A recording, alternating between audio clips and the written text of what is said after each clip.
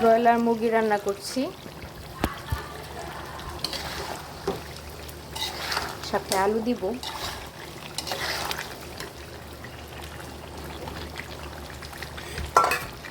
কে কে আলু দিয়ে মুরগি অথবা গরুর মাংস খেতে পছন্দ করেন?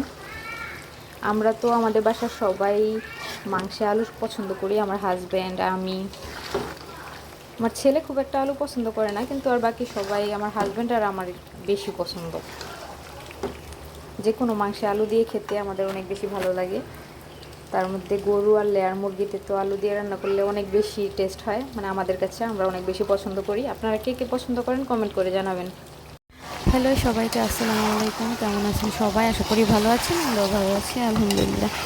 তো আজকে আমি বাবার বাড়ি চলে যাচ্ছি বিকেলবেলা। তো এটা হচ্ছে দুপুরে রান্না করা। দুপুরে রান্না করছি লেয়ার মুরগি আলু দিয়ে, আর রান্না করবো হচ্ছে ছোটো মাছ। লেয়ার মুরগিটা খুব ভালো করে কষিয়ে নিচ্ছি। আর প্রথমে আলু দেওয়ার আগেও ভালো করে কষিয়ে নিয়েছি, তারপর আবার আলু দিয়ে আরও একটু কষিয়ে নিয়েছি।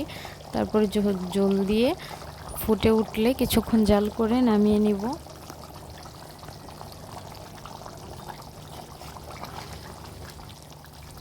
মাংসটা প্রায় হয়েই এসেছে, এখনই নামিয়ে নিব।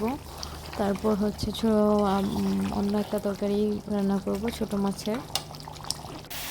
এই তো মাংসটা নামিয়ে আমি ছোটো মাছগুলো কড়াইতে দিয়ে দিলাম। আগে থেকে ধুয়ে ঝরিয়ে রেখেছিলাম।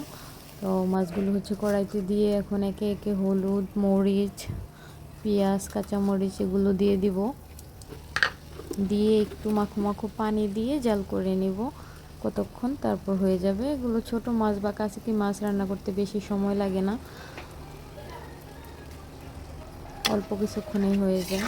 তো সব কিছু একসাথে মেখে আমি রান্না বসিয়ে দিব।